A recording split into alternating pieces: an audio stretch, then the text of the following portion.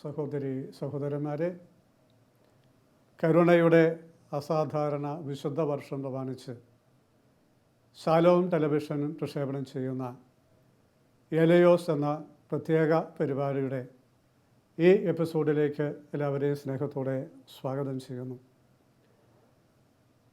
ഇന്നത്തെ നമ്മളുടെ ചർച്ചയിൽ പങ്കെടുക്കുന്നത് ഒന്ന് ബഹുമാനപ്പെട്ട ജോസഫ് പാമ്പ്ളാനി അച്ഛൻ തലശ്ശേരി അതിരൂപത അംഗമാണ്. തലശ്ശേരി രൂപതയുടെ ദൈവശാസ്ത്ര പഠന കേന്ദ്രമായ ആൽഫ ഇൻസ്റ്റിറ്റ്യൂട്ടിൻ്റെ ഡയറക്ടറാണ്.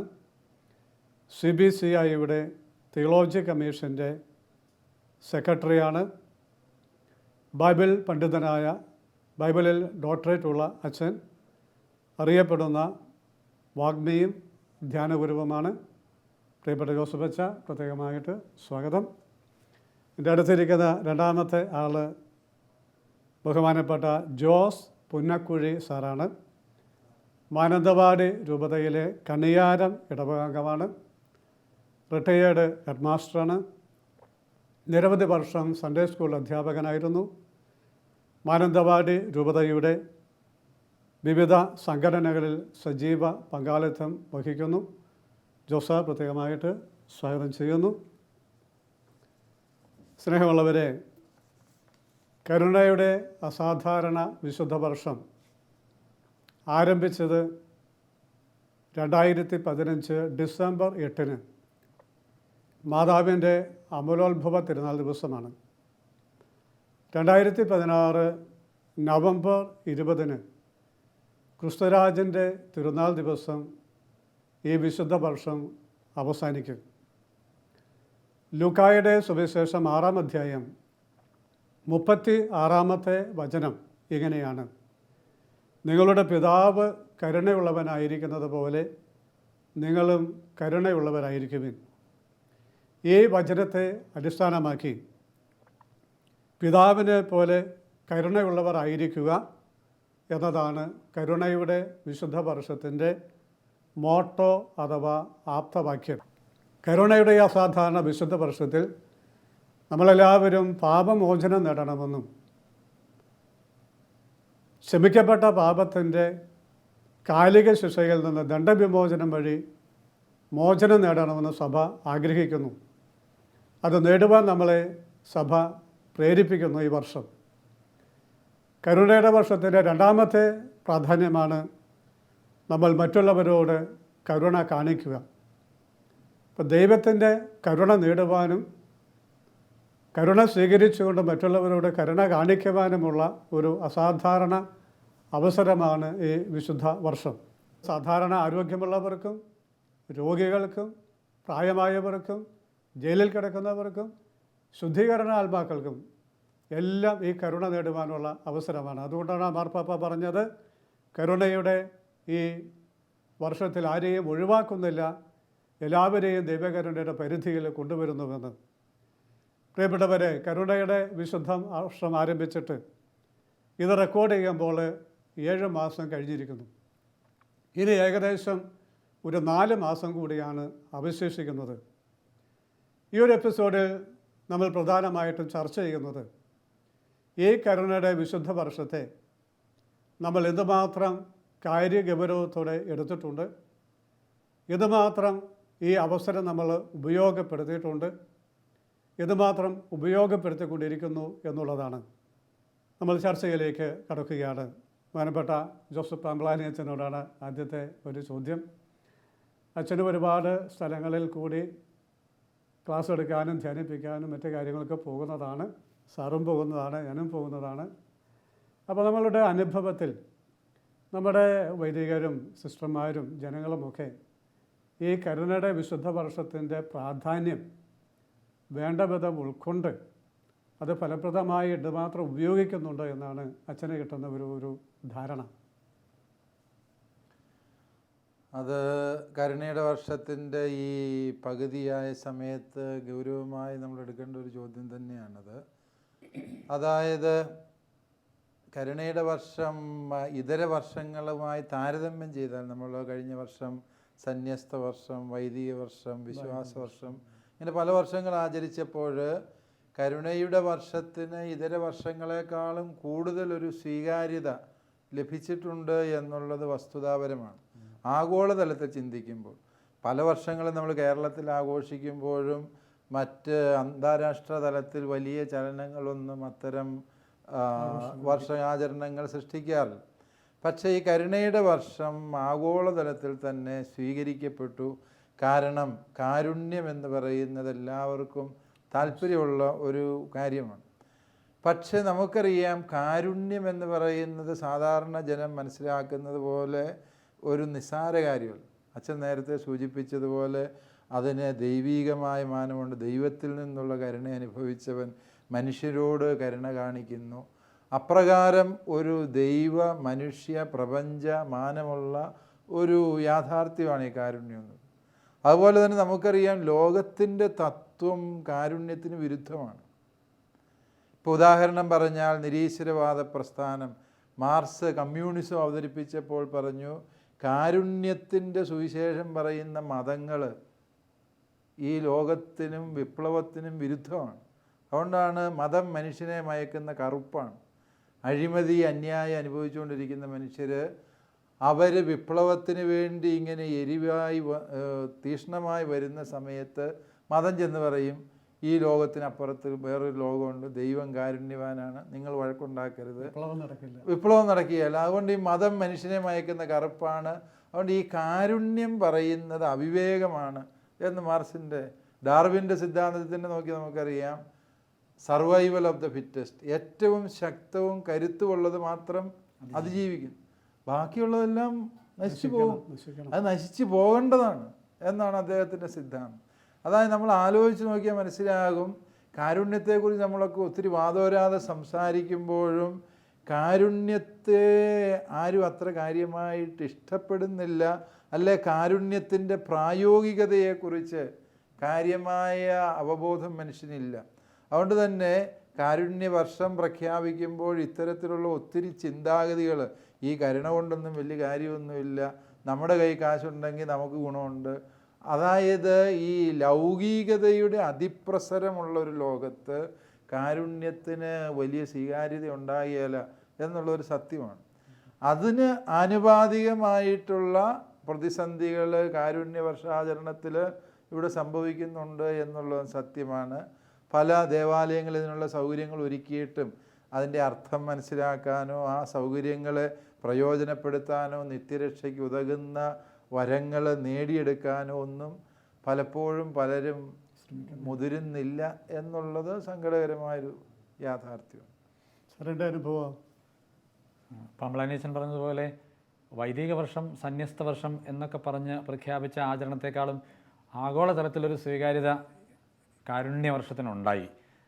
അതിന് കാരണം ഇന്ന് നമ്മൾ ജീവിക്കുന്ന കാലഘട്ടത്തിൽ ജാതിയുടെയും മതത്തിൻ്റെയും രാഷ്ട്രീയത്തിൻ്റെയും എല്ലാ പേരിൽ പരസ്പരം ഒരു കരുണയില്ലാത്ത പ്രവൃത്തികളുടെ പരമ്പരകൾ, കൊലപാതകങ്ങളാകട്ടെ, അക്രമങ്ങളാകട്ടെ, ഭീകര പ്രവർത്തനങ്ങളാവട്ടെ, സ്വന്തം കുടുംബത്തിൽ സ്വന്തം അമ്മ പോലും കാമുകൻ്റെ കൂടെ പോകുന്നതിന് കുഞ്ഞിനെ കൊലപ്പെടുത്തിയിട്ട് പോകുന്ന തരത്തിലുള്ള ഒരു കരുണയുമില്ലാത്ത പ്രവൃത്തികളുടെ പരമ്പരകൾ നമുക്ക് ചുറ്റും ഇങ്ങനെ ഇറങ്ങിയേറിക്കൊണ്ടിരിക്കുമ്പോഴാണ് പരിശുദ്ധ പിതാവ് ഇങ്ങനെ കരുണയുടെ വർഷം ഭൂമിക്ക് ഇട്ട് തന്നത്. സ്വർഗീയ പിതാവിൻ്റെ കരുണ നമുക്ക് കിട്ടുന്നുണ്ടെന്നുള്ള അവബോധത്തിലേക്ക് വരാനും അപ്പോൾ നമ്മളോട് പെരുമാറുന്നവരോട് കരുണയോടെ പെരുമാറണം എന്നുള്ള ഒരു വലിയ സന്ദേശം. അപ്പോൾ അതിന് വലിയ സ്വീകാര്യത ലഭിച്ചു എന്നുള്ളത് 100% ഉറപ്പാണ്. പക്ഷേ വീണ്ടും പ്രായോഗിക തലത്തിലേക്ക് വരുമ്പോൾ ഇങ്ങനെ പല അവസരങ്ങളും നമുക്ക് സൃഷ്ടിക്കപ്പെട്ടിട്ട് 7 മാസം കഴിഞ്ഞു, ഇനി 4 മാസമേ ഉള്ളൂ, ഇതിൻ്റെ പരിപൂർണ ഫലം നമ്മളുടെ ഇടയിലേക്ക് അത് എത്തിച്ചേർന്നോ എന്ന് ചോദിച്ചാൽ സംശയിക്കാനില്ല. ഒരു അൽമായൻ എന്ന നിലയിലും ഒരു കുടുംബനാഥൻ എന്ന നിലയിലും ഒരു അധ്യാപകൻ എന്ന നിലയിലും എല്ലാം എൻ്റെ അഭിപ്രായം അത് വേണ്ട രീതിയിൽ നമ്മൾ പ്രയോജനപ്പെടുത്തുന്നില്ല എന്നുള്ളതാണ്. കാരണം ആയുസ്സിൽ ഒരു പ്രാവശ്യം മാത്രം കിട്ടുന്ന ഒരു മഹാഭാഗ്യമാണ് നമുക്കിത്. ഇങ്ങനെ ഈ കൃപ ഈ വഴിയിലൂടെ ഈ കരുണാവർഷ ആചരണത്തിലൂടെ നേടിയെടുക്കുക എന്നുള്ളത്. അപ്പോൾ നമ്മൾ സഭയുടെ പക്കൽ നിന്നോ അത് സഭ അധികാരികളുടെ ഭാഗത്തു നിന്നോ ഒരുപക്ഷെ വൈദികർ ഇടവക വികാരിമാരുടെ ഭാഗത്തു നിന്നോ അതല്ലെങ്കിൽ കുടുംബനാഥന്മാരുടെയോ ഒക്കെ ഏത് ഭാഗത്തു നിന്നായാലും ഈ വരുന്ന നാളുകൾക്കുള്ളിൽ ഇതിൻ്റെ കൃപ, ഇതിലൂടെ കിട്ടേണ്ട കൃപ കുറേ കൂടി ദൈവജനത്തിൻ്റെ ഉള്ളിലേക്ക് എത്തത്തക്ക രീതിയിൽ അത് പ്രോത്സാഹിപ്പിക്കപ്പെടേണ്ടതാണ്. അതിനുള്ള വഴികൾ കണ്ടെത്തേണ്ടതാണ്. ഞാനൊരു ഉദാഹരണം പറയാം. മാനന്തവാടി രൂപതയുടെ കത്തീഡ്രൽ ഇടവക ദേവാലയത്തിലെ ഒരു അംഗമാണ് ഞാൻ.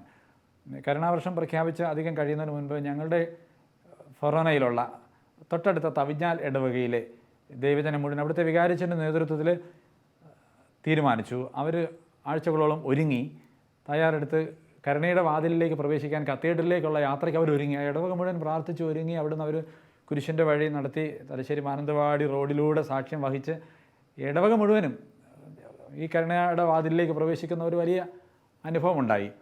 അപ്പം ഞങ്ങളുടെ ഇടവകയിൽ ഞങ്ങളുടെ വികാരിച്ചൻ തമിഴ്നാട് ഇടവകയിൽ നിന്ന് വരുന്ന ദൈവജനത്തെ സ്വീകരിക്കാനായിട്ട് ഇടവകക്കാരെ ഒരുക്കി. അപ്പോൾ ആ പ്രാർത്ഥന കൂട്ടായ്മയിൽ പങ്കുചേർന്നു. കുരിശിൻ്റെ വഴി ദേവാലയ അങ്കണത്തിൽ സമ്മേളിച്ചപ്പോൾ 2 ഇടവകയിലെ ദൈവജനത്തിൻ്റെ ഒരു വലിയ ഭാഗഭാഗിത്വം ഉണ്ടായി.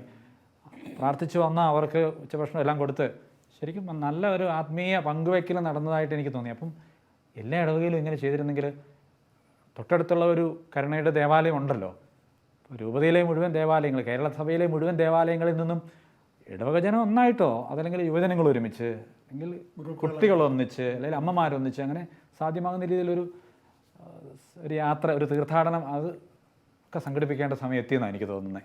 പക്ഷേ ഈ കരുണയുടെ വർഷത്തെപ്പറ്റി സത്യം പറഞ്ഞാൽ എല്ലാവർക്കും അറിവുണ്ട്. ക്രൈസ്തവർക്ക് മാത്രമല്ല നാനാജാതി മതസ്ഥർക്ക് ഇപ്പം അതിനെപ്പറ്റി അറിവുണ്ട്.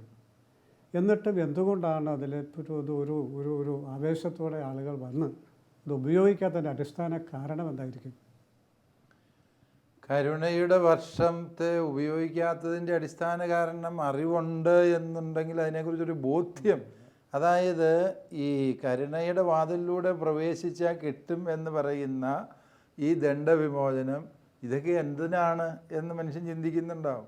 അതായത് ഈ ലോകത്തിന് അപ്പുറത്തൊരു ജീവിതമുണ്ട്, അതാണ് നിത്യജീവിതമെന്നും അതിനുള്ള ഒരുക്കത്തിനാണ് ദൈവം ഈ ഭൂമിയിലെ ജീവിതം തന്നിരിക്കുന്നത് എന്നുള്ള വിശ്വാസത്തിൻ്റെ ആ പരമമായ ബോധ്യങ്ങൾ മനുഷ്യന് നിലനിൽക്കുന്നിടത്തോളം കാലമേ ഈ പറയുന്നതിനൊക്കെ അർത്ഥം ഉണ്ടാകുന്നുള്ളൂ. ആ ബോധ്യം അങ്ങ് നഷ്ടപ്പെട്ട് കഴിഞ്ഞാൽ ഒരു പൂർണ്ണദണ്ഡ വിമോചനമെന്നോ 100 പൂർണ്ണദണ്ഡ വിമോചനം എന്ന് പറഞ്ഞാലോ മനുഷ്യന് അതിനോട് താല്പര്യം ഉണ്ടായാൽ, കാരണം അവനെ സംബന്ധിച്ചിടത്തോളം ഇതിനപ്പുറത്തൊരു ജീവിതമുണ്ടോ ഇല്ലയോ എന്നുള്ള ബോധ്യം ശരിയായ വിധത്തിൽ കിട്ടിയെങ്കിൽ അതിന് സഹായകമാകുന്ന ഈ ഒരു സത്യത്തെക്കുറിച്ച് ഇപ്പം അമേരിക്കയ്ക്ക് പോയാൽ ഇംഗ്ലീഷ് അറിയാതെ നിവൃത്തിയില്ല. അമേരിക്കയ്ക്ക് പോകാൻ ഉദ്ദേശിക്കുന്ന പിള്ളേർ, അതിനുള്ള സാധ്യതയുള്ളവർ, പോകുമെന്ന് ഉറപ്പുള്ളവർ തയ്യാറെടുപ്പ് നടത്തും. IELTS പഠിക്കും, അവരുടെ ഉച്ചാരണങ്ങൾ പഠിക്കും, എല്ലാം പഠിക്കും. അങ്ങോട്ട് ഒരിക്കലും പോകുകയില്ലെന്ന് ഉറപ്പുള്ളവൻ അങ്ങനെ പങ്കപ്പാട് കഴിക്കേണ്ട കാര്യമില്ല. ഫ്രീ ആയിട്ട് കിട്ടിയാലും അതെ അതെ, ഫ്രീ ആയിട്ട് പഠിപ്പിച്ചാലും അവനതിൻ്റെ ആവശ്യമില്ല. കാരണം അവനതുകൊണ്ട് ഉപയോഗം ഉണ്ടെന്ന് അവന് തോന്നലുണ്ടായിട്ടില്ല. സമാനമായ ഒരു വിശ്വാസക്ഷയത്തിൻ്റെ ഭാഗമായിട്ട് വേണം ഇതിനെയും മനസ്സിലാക്കാമെന്ന് എനിക്ക് തോന്നുന്നു. എനിക്കതിനൊരു പരിഹാര മാർഗമുണ്ട്. മാത്രമല്ല വ്യക്തികളുടെ തലത്തിൽ നിന്ന് അച്ഛൻ പറഞ്ഞ ആ ഒരു അവസ്ഥ ശരിയാണ്. പക്ഷേ ആരെങ്കിലും നേതൃത്വം കൊടുത്താൽ അത് പരിഹരിക്കാവുന്നതേ ഉള്ളൂ. ഇതേക്കുറിച്ച് ശരിയായ അവബോധം ഇല്ലെങ്കിൽ പോലും, ഒട്ടും അവബോധം ഇല്ലെങ്കിൽ പോലും നമുക്ക് ആരെങ്കിലും നേതൃത്വം എടുത്താൽ, ഉദാഹരണമായിട്ട് ഒരു സൺഡേ സ്കൂളിലെ മുഴുവൻ വിദ്യാർത്ഥികളെയും ഹെഡ് മാസ്റ്ററും മതാധ്യാപകരും കൂടി ഒരുക്കി അവരെ കൂട്ടിക്കൊണ്ടുപോകാനുള്ള ഒരു ക്രമം രൂപപ്പെടുത്തിയാൽ അവർ വരുമല്ലോ. ഒരു ഇടവകയിലെ യുവജനങ്ങളെ അവിടുത്തെ കൊച്ചച്ഛനോ അല്ലെങ്കിൽ അങ്ങനെ കൊണ്ടുപോകണം. ഇപ്പം കുടുംബനാഥൻ എന്ന നിലയ്ക്ക് ഈ കരുണയുടെ വർഷം തീരുന്നതിന് മുൻപ് എല്ലാ കുടുംബങ്ങളും കുടുംബനാഥൻ തീരുമാനിക്കുമെന്ന് വിചാരിച്ചു. കുടുംബനാഥൻ വീട്ടിലൊരു ചർച്ച നടത്തി ഭാര്യയും ഭർത്താവും കൂടി തീരുമാനിക്കുകയാണ്, നമ്മുടെ കരുണയുടെ ദേവാലയം ഫൊറോന പള്ളിയാണല്ലോ, അല്ലെങ്കിൽ രൂപത ആസ്ഥാനത്തുള്ള പള്ളിയാണല്ലോ, നമുക്കൊരു പ്രാവശ്യം ഒന്ന് സന്ദർശിക്കാം.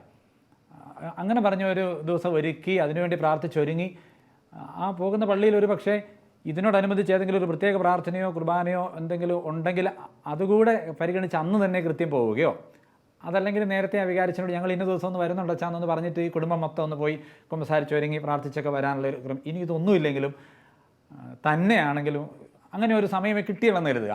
കുടുംബാംഗങ്ങൾ ഒരുമിച്ച് മക്കളെ എല്ലാവരും കൂടെ കൂട്ടിയിട്ട് ഒരു അവധി ദിവസം വരുന്നവരെ കൂടെ കൂട്ടിയിട്ട് അങ്ങനെ പോയി എല്ലാ കുടുംബങ്ങളും കരുണയുടെ വാതിലിലൂടെ ഒരു തവണ പ്രവേശിക്കണമെന്ന് കുടുംബനാഥന്മാർ കുടുംബത്തിൽ വിചാരിച്ചാൽ നടപ്പാക്കാവുന്നതേ ഉള്ളൂ.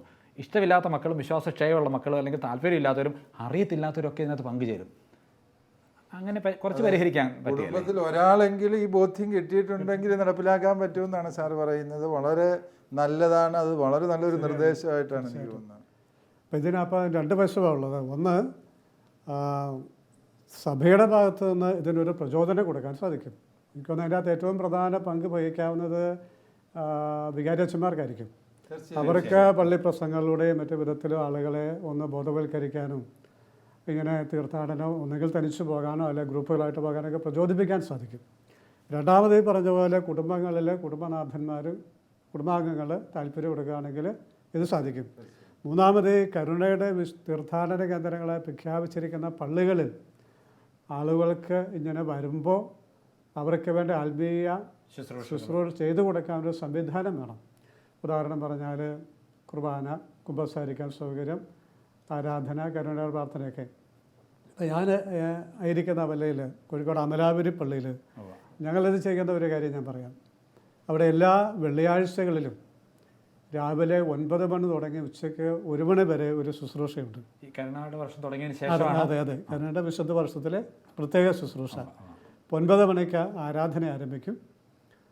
ആരാധനയോടുകൂടി കുരിശിൻ്റെ വഴി, കൊന്ത, കരുണയുടെ പ്രാർത്ഥനകളൊക്കെ ചൊല്ലും. പിന്നെ കുർബാനയ്ക്കിടയ്ക്ക് കരുണയുമായി ബന്ധപ്പെട്ട വിഷയത്തെപ്പറ്റി ഒരു സന്ദേശം. അത് കഴിഞ്ഞ് കരുണയുടെ കൊന്തയും മറ്റ് കരുണ പ്രാർത്ഥനകളും ചൊല്ലി എല്ലാവരുടെ തലയിൽ കൈവച്ച് പ്രാർത്ഥിക്കും, ആശീർവാദം കൊടുക്കും, കുരിശ് മുത്തിച്ച് വിടും. അത് കഴിഞ്ഞ് എല്ലാവർക്കും ഉച്ചയ്ക്ക് ഭക്ഷണവും കൊടുത്തിട്ടാണ് വിടുന്നത്. അപ്പോൾ ഈ ഒരുപാട് ദൂരസ്ഥലങ്ങളിൽ നിന്ന് പോലും ഇതിലേക്ക് ആളുകൾ വരുന്നുണ്ട്. അപ്പോൾ ഞാൻ മനസ്സിലാക്കിയത് അവസരമുണ്ടെങ്കിൽ ബോധവൽക്കരിച്ചാൽ ആളുകൾ കുറേയെങ്കിലുമൊക്കെ സഹകരിക്കുന്നുണ്ട്. പക്ഷേ പല സ്ഥലത്തും ഈ ബോധവൽക്കരണം നടക്കണം. അതുപോലെ തന്നെ പള്ളിയിൽ പോകുമ്പോൾ അവിടെ ഇത്ര ശുശ്രൂഷകൾ കിട്ടണം. ഇതിനെപ്പറ്റിയുള്ള അച്ഛൻ്റെ ഒരു ഒബ്സർവേഷൻ എങ്ങനെയാണ്? ആരംഭശൂരത്വം അത് മലയാളികൾക്ക് പൊതുവേ ഉള്ളതാണ്. ഈ കരുണയുടെ വർഷം പരിശുദ്ധ പിതാവ് പ്രഖ്യാപിച്ചു, ഈ പള്ളികളെല്ലാം രൂപതാധ്യക്ഷന്മാരെ നിർണയിച്ചു. ആ സമയത്ത് വലിയ ആവേശത്തോടെ ഇങ്ങനെ പല കാര്യങ്ങളും തുടങ്ങിയെങ്കിലും അത് അതിൻ്റെ അതേ തീഷ്ണതയിലും അരൂപിയിലും മുമ്പോട്ട് കൊണ്ടുപോകുന്ന കാര്യത്തിൽ വികാരിച്ചന്മാർക്കും വിശ്വാസികൾക്കും വീഴ്ച സംഭവിച്ചിട്ടുണ്ട് എന്നുള്ള സത്യമാണ്. തീർച്ചയായും എല്ലാ മേഖലയിലും വീഴ്ചയുണ്ട്. അതുകൊണ്ട് തന്നെ ഈ വിശ്വാസവർഷാചരണം അതിൻ്റെ മധ്യത്തിലെത്തിയിരിക്കുന്ന ഈ സന്ദർഭത്തിൽ ഈ നമ്മുടെ തീഷ്ണതയെ ഒന്നുകൂടി പുനരുജ്ജീവിപ്പിക്കാനുള്ള ഒരു പരിശ്രമം സഭയിൽ ഒന്നാകെ, സഭാ നേതൃത്വത്തിൻ്റെ ഭാഗത്തും വിശ്വാസികളുടെ ഭാഗത്തു നിന്നും ഉണ്ടാകേണ്ടതുണ്ട്. സാറൊക്കെ ഭക്തസംഘടനകളിലും അങ്ങനെയൊക്കെ നേതൃത്വമുള്ള ആളാണല്ലോ. അപ്പോൾ ഇതൊക്കെ കുറച്ചൊക്കെ പള്ളികളിലൊക്കെ പറഞ്ഞാനും ഭക്തസംഘടനകൾക്ക് നേതൃത്വം കൊടുക്കുന്നവരെ ബോധ്യവൽക്കരിക്കാനും അതുവഴി കുറേ കൂടെയൊക്കെ സാധിക്കാനും ഒക്കെ സാധിക്കില്ല? സാധ്യതയുണ്ട്. അതൊക്കെയാണ് ഇനി ഇതിനുള്ള വഴികൾ. ഇപ്പം കാരുണ്യ പ്രവർത്തികൾ 14 എന്ന് പറഞ്ഞ് പണ്ട് ബാല്യകാലത്ത് വേദപാഠ ക്ലാസ്സിൽ പഠിച്ച് അത് കാണാതെ പഠിച്ച് പരീക്ഷ എഴുതി പോയതിൻ്റെ അപ്പുറത്ത് പിന്നെ അതിനോടൊരു ബന്ധമില്ല. ഇപ്പം മാർപ്പാപ്പായുടെ പ്രബോധനങ്ങൾ പള്ളിയിലൊന്ന് വായിച്ചു എന്ന് കൊണ്ട് പൂർണ്ണമായ അർത്ഥത്തിൽ ഇതിൻ്റെ ആശയമോ ഇതിൻ്റെ ഗുണങ്ങളോ കൃപകളോ ഒന്നും മനസ്സിലാക്കിയിട്ടില്ല, ഉൾക്കൊണ്ടിട്ടുമില്ല. അപ്പം അന്ന് കൃത്യസമയത്ത് പള്ളിയിൽ എത്തിയില്ലെങ്കിൽ അത് ഒട്ടും കിട്ടിയിട്ടില്ല. ഇതൊന്നും അറിയില്ല. അപ്പം എനിക്ക് തോന്നുന്നത് മതബോധന സൺഡേ സ്കൂൾ വഴിയോ അതല്ലെങ്കിൽ ഇടവകയിൽ വഴിയോ അതല്ലെങ്കിൽ ഇതിൻ്റെ മാർപ്പാപ്പയുടെ പ്രബോധനങ്ങളുടെയും പ്രധാനപ്പെട്ട കാര്യങ്ങളിലേക്ക് ഒരു മലയാളത്തിൽ വായിക്കാവുന്ന ചില രൂപങ്ങൾ വീടുകളിലേക്ക് കൊടുത്തിട്ട് ചർച്ച ചെയ്ത് ഇതിനോട് ബന്ധപ്പെടുത്തി നിർത്തണം. പിന്നെ ഇടവകയിൽ എന്തുകൊണ്ടൊരു ഫോളോ അപ്പ് നടത്തിക്കൂടാച്ചാൽ, കാരണം നമ്മുടെ ഇടവകയിൽ നിന്ന് കരുണാവർഷത്തിൽ എന്തെല്ലാം കാര്യങ്ങൾ ചെയ്തു, കുറേ 2-3 വാർഡുകൾ പോയി എന്ന് കേട്ടു, എങ്ങോട്ട് പോയി, അതല്ലെങ്കിൽ അങ്ങനെ ഇത് എവിടെ എത്തി, ഇനി 4 മാസമല്ലേ ഉള്ളൂ എന്ന് പറഞ്ഞൊരു ഫോളോ അപ്പ് ഒരു ദിവസം ഒരു പൊതുയോഗത്തിൽ നല്ലതാണെന്ന് തോന്നുന്നു. അതുപോലെ ഈ വാർഡ് കുടുംബ യൂണിറ്റുകൾ മീറ്റിങ്ങുകളില്ലേ, അവിടുത്തെയൊക്കെ ചില സന്ദേശങ്ങളൊക്കെ പറയാറുണ്ടല്ലോ. അപ്പം അതൊക്കെ ഈ വിഷയങ്ങളൊക്കെ അവിടെ ചർച്ചയ്ക്ക് എടുക്കുകയാണെങ്കിൽ കുറച്ചുകൂടെ ആളുകൾക്കൊരു ബോധം ഉണ്ടാകാൻ സഹായിക്കില്ലേ? തീർച്ചയായിട്ടും. കാരണം ഈ വാർഡുകളുടെ ചുമതലയുള്ള ഒന്നുകിൽ ഏതെങ്കിലും ഒരു സിസ്റ്റർ അല്ലെങ്കിൽ വാർഡിൻ്റെ സമർത്ഥരായ ലീഡേഴ്സ് ഉണ്ടല്ലോ.